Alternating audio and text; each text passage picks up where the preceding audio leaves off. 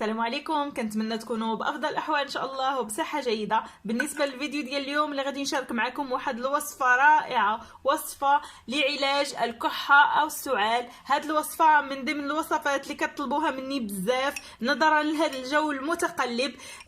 فاحنايا مقبلين على الشتاء، فضروري كنحتاجوا هاد الوصفات الطبيعيه اللي النتيجه ديالها هائله. النتائج ديال الوصفات الطبيعيه فهي رائعه، احسن لينا من اي ادويه. فهاد الوصفه كتعطينا نتائج زوينه بزاف. مده 3 ايام كنتخلصوا نهائيا من الكحه والسعال، وحتى داك الصدر ديالنا ملي كيكون عامر.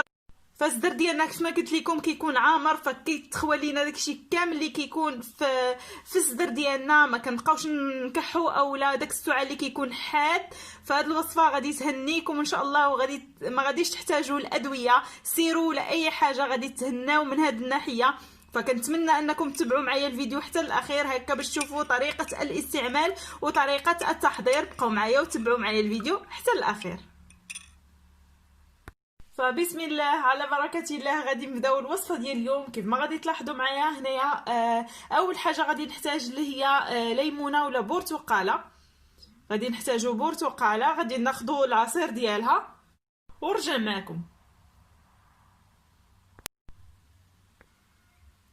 ها نتوما كيف ما كتشوفوا عصير الليمون اولا البرتقال عفوا. هنايا غادي نحتاج نصف كأس من عصير البرتقال، وغادي ندوز ناخذ واحد بصله حمراء. كيف ما كتلاحظوا بصله صغيره، ولا تقدروا تاخذوا ربع بصله. هنا عندي واحد البصيله صغيره حمراء، من الاحسن تكون بصله حمراء ما تكونش بيضاء، باش هكا كتعطينا نتيجه اكثر.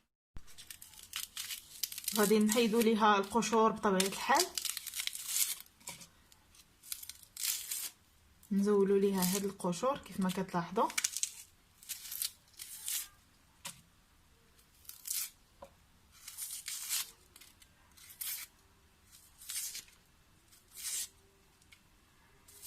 على هاد الشكل هذا. كناخذوا واحد الحكاكه اللي تكون رقيقه، كناخذوا البصله ديالنا من بعد ما كنغسلوها وكنبداو نحكوا باش كنحصلوا على واحد الماء ديال البصله. من الاحسن انكم تحكوه حيت ما غاديش ناخذوا بزاف، غادي ناخذوا غير واحد شويه ديال البصله. هاد الوصفه هذه حيت بزاف ديال الناس ما كيقدروش على البصل ياخذوه هكا مع الماء، فمع البرتقال ما كيبانش نهائيا. والبرتقال كيف ما كنعرفوا انه فيه فيتامين سي، فهو كيساعدنا على يعني ما كيبقاوش فينا داك الكحه، ما كيبقاش فينا السعال، ما كتبقاش فينا السخانه، كتحيد منا السخفه. فاي فيتامين سي كنشربوه فكيكون يعني كيحيد لينا جميع داك العياس، السخفه، شحال من حاجه كتحيدها لينا. عليها هنايا غادي نديروا البرتقال اللي هو كيساعدنا بشكل كبير، يعني كيساعدنا بشكل كبير اننا نتخلصوا من الكحه والسعال. والبصله فما كتبانش لينا نهائيا نهائيا نهائيا في هذا الخليط هذا اولا هذا العصير هذا. في هذه المرحله هذه يا اما غادي تاخذوا هاد الملعقه بحال هكا، يعني تاخذوا البصله محكوكه وكل شيء والماء ديالها، يا اما غادي تاخذوا غير الماء ديالها، يعني غادي تحكوا واحد الكميه اللي هي كبيره شويه وغادي تاخذوا غير الماء ديالها فقط. يعني اللي بغى ياخذ هذاك المكونات كاملين بالبصله، يعني البقايا ديال البصل وكل شيء، اللي بغى ياخذ غير الماء ديالو غادي ناخذوه، ولكن تكون واحد الملعقتين كبيرتين في هذا النصف كأس هذا.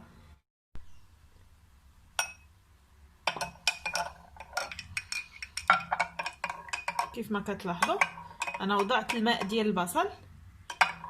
وفي هذه المرحله عندي جوج اختيارات من بعد ما كنضيفوا البصل على عصير البرتقال. في هذه المرحله عندي واحد الاختيار، يا اما غادي نضيف السكنجبير اولا الزنجبيل، سكنجبير اولا الزنجبيل. ونتيجته رائعه في هذه الوصفه، الصراحه نتيجته هائله. ففي يوم واحد كنتخلصوا من الكحه والسعال والمشاكل اللي كتكون عندنا في الصدر ديالنا. داك الصوت اللي ملي كنكحوا يعطينا واحد الصوت في الصدر ديالنا.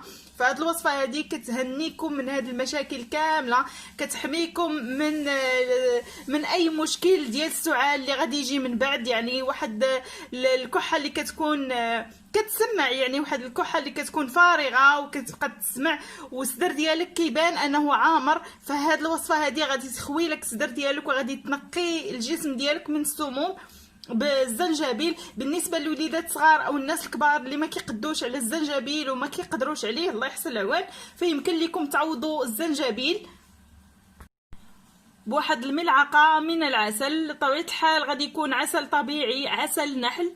هنا بالنسبه للناس اللي ما غاديش يقدوا على الزنجبيل فيضيفوا له العسل الطبيعي، عسل النحل. اللي يقدر يضيفهم بجوج، اللي يقدر يضيفهم بجوج فيضيفهم بجوج، يعني يضيف عسل النحل ويضيف الزنجبيل.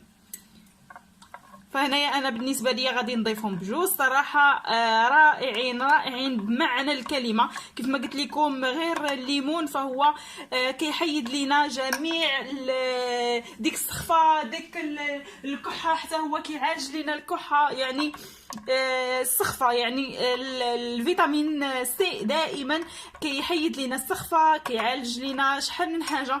ما كنبقاوش نحسوا براسنا ما كنبقاو نحسوا لا بعيا لا والو. وصفه رائعه، كنتمنى انكم تجربوها وما تبخلوش عليا بلي لايك ديالكم والتعاليق ديالكم. فدابا غادي ندوز مباشره بواحد السرعه، غادي نوجد معكم واحد الوصفه حتى هي سهله سهله سهله بزاف. غادي نحتاج هنايا واحد الكاس كيف ما كتلاحظوا. حتى هاد الوصفه رائعه. وغادي ندير لكم نصف ملعقه من زنجبيل اولا سكينجبير كيف ما غادي تلاحظوا معايا. غادي نوضع عليها ايضا واحد الملعقه من بقايا ديال البصل، يعني البقايا ديال البصل وايضا ماء البصل. هاد الوصفه هذه كتحيد لينا السموم، كتحيد لينا الميكروبات من الجسم ديالنا، كتنقي لينا الدم ديالنا من السموم من جميع الميكروبات. هنايا غادي نوضع الماء ساخن كيف ما كتشوفوا. غادي نعمر الكاس. هنا تقدروا ديروا قطرات من البرتقال، كما انكم تقدروا ديروا قطرات من الليمون اولا الحامض. وكتخلطوا جيدا، يعني كنخلطوا هاد المكونات جيدا على هذا الشكل هذا، وكنغطيو عليهم، كنخليوهم غير يدفاو ما يبردوش، غير يدفاو وكنشربوهم. هاد الوصفه هذه كنشربوها في الصباح، يعني قبل الاكل بواحد نصف ساعه حتى لساعه، يعني قبل ما نفطروا بواحد نصف ساعه حتى لساعه، ونقدروا نشربوها حتى في الليل، ولكن من الاحسن انكم تشربوها في الصباح وتشربوها في الليل. المهم بالنسبه لهاد الوصفه انا قلت لكم الطريقه ديالها. بالنسبه لهاد الوصفه هذه ديال البرتقال وسكنجبير والبصل، الماء ديال البصل اولا التفل ديال البصل، داكشي راه قلت لكم اللي بغى يدير اي حاجه يديرها، ما كاينش مشكل. فكيف ما قلت لكم بالنسبه لطريقه الاستعمال فهي جد سهله وبسيطه. حتى كتبغيو هاد الوصفه كتستعملوها حتى لاخر لحظه. ملي كتبغيو تمشيو للفراش ديالكم وكتغطاو جيدا، ضروري هاد الوصفه ما تغطاو جيدا عاد تشربوها، يعني كتشربوها هاد الكويس، هاد نصف كاس فكتشربوه عادي بحال اي عصير كتشربوه وكتحطوا الكويس، يعني ما تنوضوش.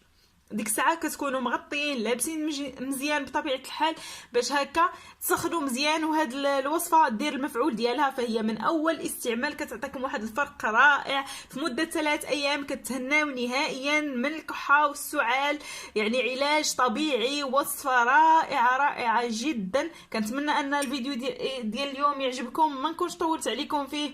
إلا عجبكم فيديو ما تنساوش تبارطاجيوه وتشتركوا في القناه. بالنسبه للناس اللي اول مره غادي يشوفوا القناه ديالي فكنقول لكم ما تنساوش الاشتراك والضغط على زر الجرس هكا باش يوصلكم كل جديد. دابا غادي نقول لكم السلام عليكم حتى الفيديو القادم ان شاء الله، تبقوا على خير.